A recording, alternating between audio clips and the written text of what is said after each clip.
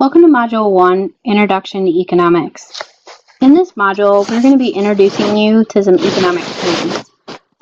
A lot of these terms are going to be at the heart of economics, and we're going to hear them multiple times throughout the semester. We're going to be talking about what economics is, the decision-making process that individuals, businesses, and society as a whole have to make, and what the cost of those decisions will be. We're also going to explain the difference between micro and macroeconomics and also talk about the roles of economists. That's specific to this lecture. As we expand on, we're going to be thinking about the circular flow diagram and also the different types of markets that exist, both in terms of the product market, the market where we go to buy goods and services that we want to consume, and also the resource market. So looking at how are wages determined and how do we know how many doctors and lawyers we should employ. But let's get started in our first lecture of this module, Lecture 1, Getting Started, and introducing you to some of the key terms within economics. So one thing I want to do before I start into the lecture is just point out that I often try to keep the title of the slide consistent with what you'll find as headings in the textbook. So if you wanted to find out more information about this part of the lecture, find in your textbook the economic perspective section, and you'll find many of the terms that we're going to discuss here. All right, so thinking about what is economics? Well, I think economics is awesome. I hope by the end of the semester you think economics is pretty cool as well. It will be a difficult course, and there will be times that we'll all struggle. But economics is fun, and it's really going to give you a great insight into how the world works and how we all make decisions. So hopefully you enjoy it as much as I do, but do recognize that it's going to take a lot of time and effort to get the grade that you want in the course. So what is economics? Economics is all about decision making. We make hundreds of decisions every day. We make a decision about what we should eat for breakfast. We make decisions on whether or not to go to class. We make decisions on tonight, should I spend it studying for a big exam or should I go out with my friends? We are constantly making decisions. Economics tells us about that decision-making process. For example, we need to decide, what should we do with that money we earned during summer or winter break? Should we save it and save up so that we have that nice little cushion or rainy day fund? Or should we go on a spring break trip? It would be so nice and relaxing to get away for a week. We have to make the decision because most times we can't do both. We have to decide what to do with our scarce resources. And it's not just individuals that are making decisions. Businesses are making decisions every day, whether or not they should invest in a new product. Apple had to have made at some point the decision, we should start doing research and development into self-driving cars. That's a decision that they made, and it comes at a cost. It meant less research and development for other electronic goods. And it's not just individuals and businesses, it's also society as a whole, our governments that also need to make decisions. So if we decide as a society we want to put more money towards education, that means there has to be money cut somewhere, or we have to make increases in our taxes. So we have to constantly make decisions on what we want to do with those scarce resources we have available to us. Again, why do we need to make those decisions? Why is that important? Why do we have to decide between saving and spending on a spring break trip? It's because resources are scarce. There is only so many people in the United States who are willing and able to work. And so we have to decide with that scarce labor, what are we going to produce? And it's not just labor that's scarce, it's also land and natural resources that are scarce. There's only so much land in the United States. We need to decide what's the best use for that land. Is it going to be to build a factory or produce agricultural products? Or maybe we want to build some sort of residential complex. We have to make decisions all the time. And it's not just at the society level. We don't have unlimited income as individuals.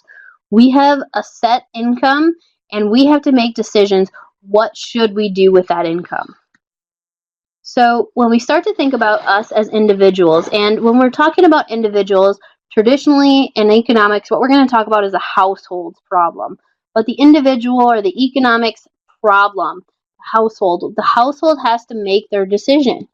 They have unlimited wants. We want everything. We'd love to have a vacation home in the mountains, fancy cars and jewelry, all kinds of luxury items, taking vacations, sports tickets, books, closets. We want it all. Restaurants, we want it all. We want everything. We have virtually unlimited wants, but we have a limited income.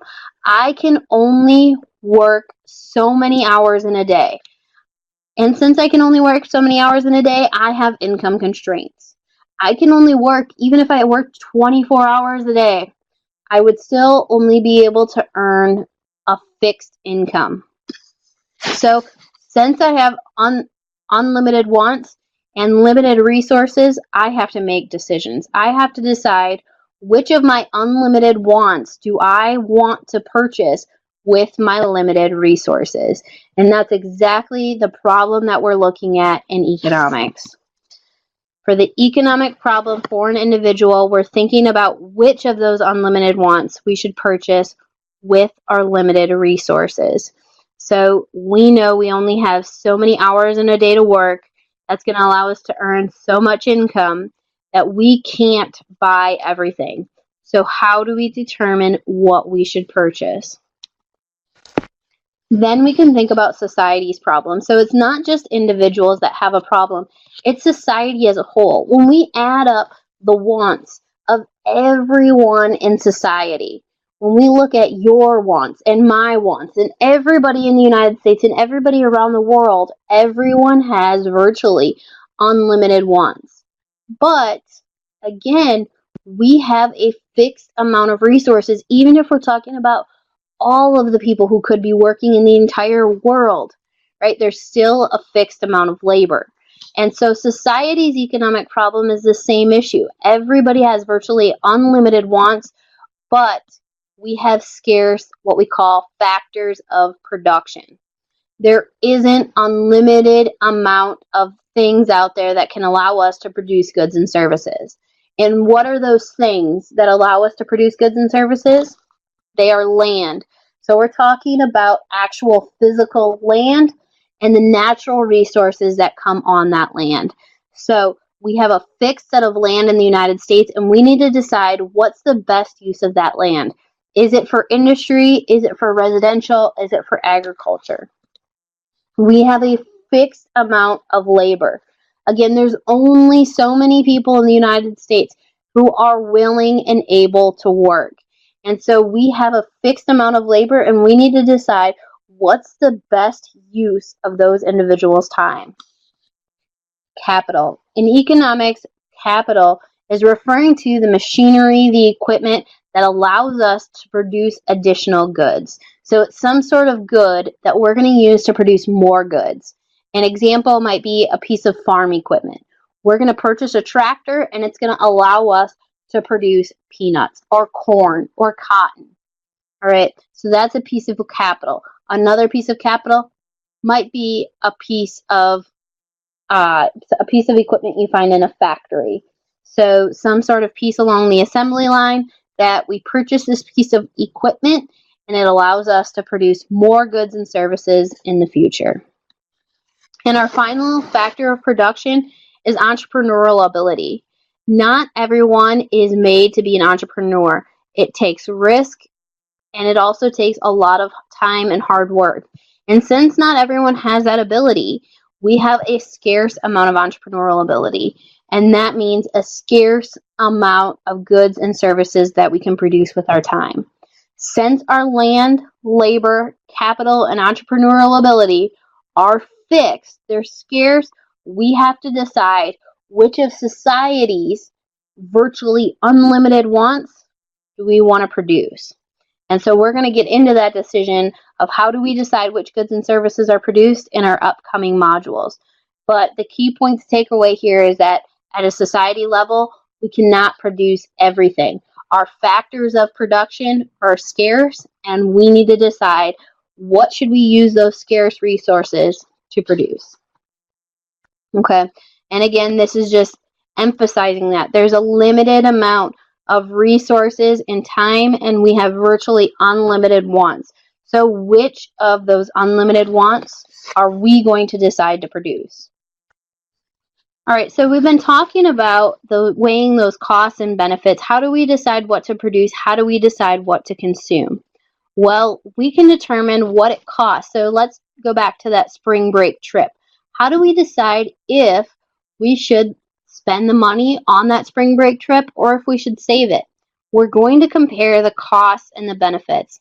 So let's suppose that we know it's going to cost us $1,000 for that trip. We have to think about what are the benefits of that trip. And it might not be in terms of dollar amount. So we might not say it would make me $1,500 happy. But we think about it in terms of how much happiness do I gain from making that decision. So it might be gaining that relaxation time. It might be gaining that time with our friends. And so we can think about the benefits and the cost, and we decide, should we decide to purchase this good?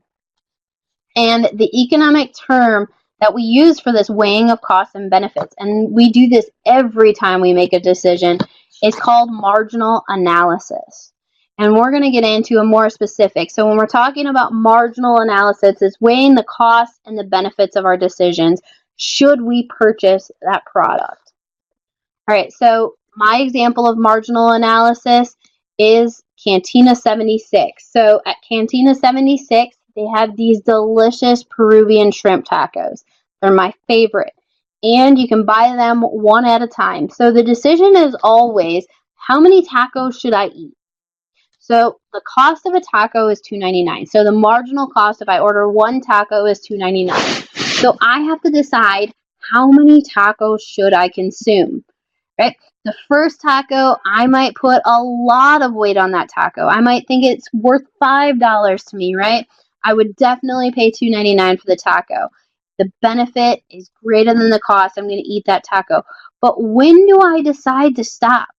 When is it too many tacos?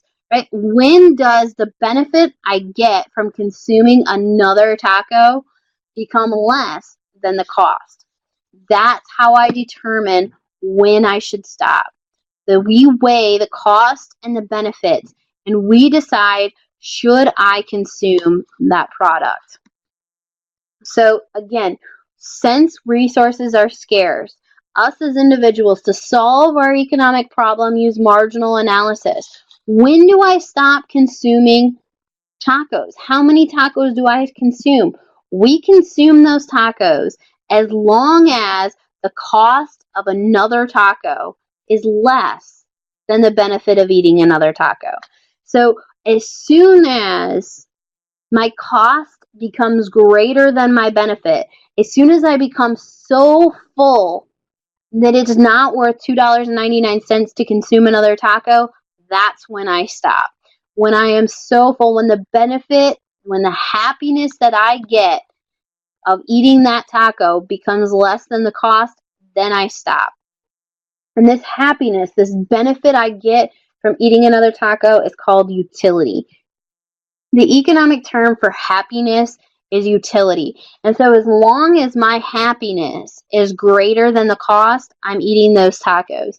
As soon as that utility, the happiness that I get from another taco is less than the cost, I stop. All right, so we've been talking about costs so far in terms of dollars, but economists aren't always concerned with dollars. I want you to think about, what did you give up when you decided to come to the University of South Carolina? You must have given up something. Maybe you gave up the opportunity to attend another college. Maybe instead you were going to attend Clemson. That obviously would have been the wrong decision, but you could have decided to attend Clemson instead. What did you give up? Maybe you gave up a full-time position working somewhere. That would be what you gave up. We all have different answers to these questions. But you also then gave up something to enroll in this class. It might have been another Econ 224 class, or another econ or another class in general. You gave something up when you decided to take this course. You even gave something up when you decided to listen to this lecture today. So you're sitting here listening to this lecture, you gave something up. What would you be doing instead if you weren't sitting here listening to that lecture? The answers to all of these questions isn't in terms of dollars, but it's what we refer to as opportunity cost. Your opportunity cost is what you give up anytime you make a decision. What was your next best option? So if you didn't attend the University of South Carolina, what would you be doing instead? That's your opportunity cost. And the answer to this, it's going to be different for each of us. Everyone has a different opportunity cost. Some of you might say another college. Some of you might say a full-time job. Heck, your opportunity cost might even be sitting on your couch, sitting on your parents' couch watching TV. We all have a different opportunity cost, and that's important to recognize. But economists are concerned about this because it's thinking about the next best option. What would you be doing instead? And that really gives us as economists insight into the decision-making process of individuals. All right, so when we're thinking back at our marginal analysis, we're weighing those costs and benefits anytime we make a decision. Again, whether it's what we're eating for breakfast, deciding whether or not to go to class, or whether we just study for an exam or hang out with friends. We decide, we weigh the costs and benefits, and we make a decision that maximizes our utility. Our next best option, what we give up when we make that decision, is our opportunity cost. One big assumption that we make when we're doing this is we assume that people are rational and self-interested. So this is a very important point. We assume that people are making decisions that maximize their utility, that make themselves happy. This doesn't mean that people are selfish. What I'm not saying is that people are selfish and they're not worried about what other people think. That's not the case. People do give money to charity. We know that. And it's not saying that people are selfish. We're saying self-interested, that people donate to charity because it makes themselves feel better. It makes them feel happy. And so that's the underlying, we're assuming people are rational and self-interested anytime we're talking about economics. All right, so now we're going to get into a few more definitions of economics. First, microeconomics versus macroeconomics.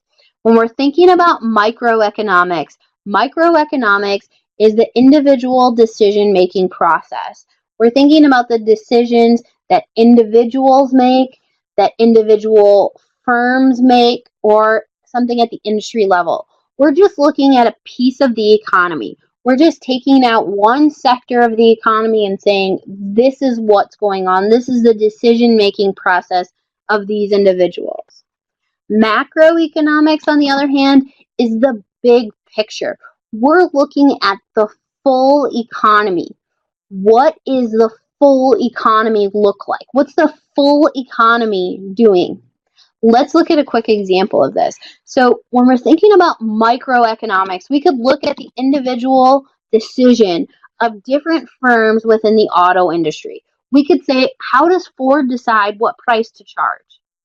How does Chevy decide whether or not to produce more cars?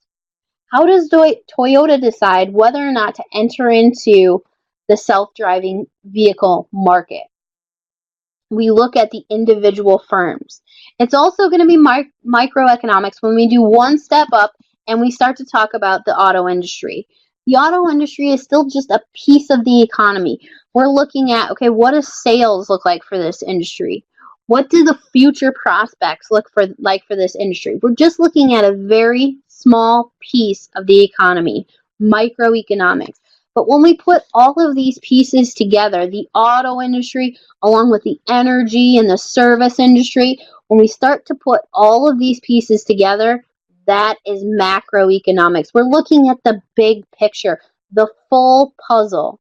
Microeconomics can give us insight into what the big picture is going to look like, but it doesn't show us the whole picture. Macroeconomics is all of those pieces fitting together, working together to tell us what does the aggregate full economy look like. All right, so now often in these modules lectures, what I'm going to do are quick quizzes, and these are just quick, check your knowledge. Can you identify what's going on, what we've talked about so far? So what I want you to do is determine whether the following statements are microeconomic or macroeconomic questions. So pause, and then as soon as we get started again, we can go over those answers. So hopefully you paused and you've gone over these and you've determined whether or not they're micro or macro in nature. The first one, what was the unemployment rate in December of 2016? This is a macroeconomic question. It's looking at the industry as a whole, everybody. If we were to say, what is the unemployment rate for doctors? If we were to cut that down and look at only a segment of the economy, it would become a microeconomic question. But since we're looking at the economy as a whole and saying how many people in the economy as a whole don't have a job, that's a macroeconomic question. How have prices in the auto industry changed over the past 10 years? This is a microeconomic question. Again, we're taking just one piece of the puzzle, the auto industry, and looking specifically at their decision, and that is a microeconomic issue. If we talked about how have prices in general changed over the past 10 years, this would be a question about inflation, which would be a macroeconomic question. How would a 10% price decrease impact sales at Moe's? This is a microeconomic question.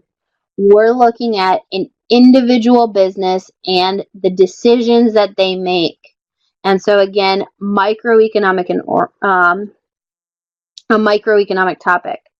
How do taxes on imports affect the amount of imports to the United States? This is a macro question. We're looking at all the goods and services that are imported in the United States and how taxes might affect them. If we were going to look at a specific industry, again, that would move into the micro territory. But since we're looking at the general big picture item, it's a macroeconomic question. All right, so if you would like more practice on this, check out the practice problems and the worksheet. It's going to give you more practice on these micro-macro differences. Next, two terms that are incredibly important to understand. These two terms aren't in your textbook, but I feel so strongly about them that I make sure and include them in the semester. Economists have two roles. First, they inform about the economy. They state the facts. They tell us what is going on in the economy. What does the economy look like today? They also provide advice on ways to improve the economy. They give their opinion and say, this is the case. This is what the world should look like. And so informing about the economy, but also giving advice. So one way economists do this is we see that there are economists that work for the government in ways we're going to look at the Department of Labor coming up and some of the roles that they play and some of the numbers they calculate. But they inform us about the economy and they tell us what is the unemployment rate in the United States. That would be a fact. We can prove it, we can disprove it. If we said the unemployment rate in the United States last month was 4%, I can Google that, look up whether or not it's true or false, and determine if that's true or false. That's a fact. We can find out if it's true and false. I'm telling you about the economy. Economists can also give advice on the economy. So the government also employs the President's Council of Economic Advisors. And the president says, I want to lower the unemployment rate. How do I do it? And the economist panel, they might come up with a way, and they might say the best way to do this right now, you should lower taxes.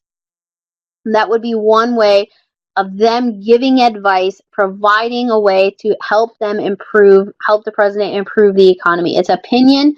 There are other ways to do it. I can't say if that's true or false. It's just what I think should be done. And so we call these two different statements positive and normative. Positive is the first. When economists tell us the facts about the economy, the unemployment rate last month was 4%. That's a fact. We can determine if it's true or false. These are positive statements. A normative statement is that opinion. The unemployment rate is too high. It should be lowered by reducing taxes. That is one opinion. I can't prove it or disprove it. It's just my belief. And since that's the case, it's going to be a normative statement. Positive statements are all about facts. Normative statements, all about opinions. Again, let's go through a quick quiz that's going to allow you to practice this. Make sure you can identify positive or normative statements. So pause now, go through these 4 statements, determine if they are facts, if they're positive, or if they're opinion, normative. All right, so hopefully you paused again, and now let's go through. As the price of coffee decreases, people buy more. This is going to be a positive statement. We could go out and ask one of the coffee shops in town to decrease the price of their coffee. We could collect data and find out if people buy more coffee when the price falls. It's a positive statement. The minimum wage should be increased to $15. This is an opinion. It's a normative statement. It's a belief about what the economy should look like.